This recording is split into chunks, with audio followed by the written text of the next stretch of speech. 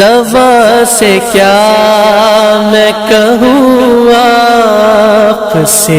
چھپا کیا ہے، زبان سے کیا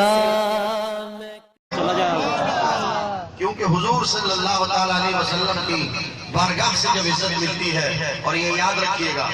میرا یہ عقیدہ اور ایمان ہے کہ میرا نبی گنبد خضرا میں ہماری گفتگو کو سن رہا سبحان اللہ ہے یا نہیں ہے، آپ کو بولو اللہ۔ اور یہ کوئی عام چھوٹی سی بات نہیں ہے، شارح بخاری امام قسطلانی رحمۃ اللہ تعالیٰ علیہ نے اسے نقل فرمایا ہے۔ آپ فرماتے ہیں اپنی کتاب میں حضرت عباس بن عبد المطلب جو حضور صلی اللہ علیہ وسلم کے چچا ہیں، وہ اس حدیث کے راوی ہیں،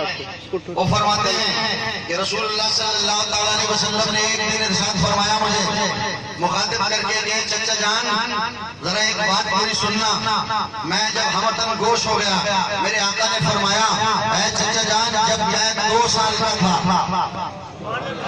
کتنے سال کا؟ زور سے 2 سال میری عمر تھی، حضرت حلیمہ سعدیہ رضی اللہ تعالی عنہ کے جھولے میں جب میں جھول رہا ہوتا تھا تو فرشتے مجھے جھولا جھولاتے تھے، فرشتے مجھے جھولا جھولاتے تھے۔ اور یہ جو چاند آپ کو نظر آ رہا ہے آسمان پر، یہ چاند مجھے پہلاتا تھا، یہ مجھے رونے نہیں دیتا تھا، میں جب انگلی کا اشارہ جدھر کرتا چاند ادھر ہی چھوڑ جاتا،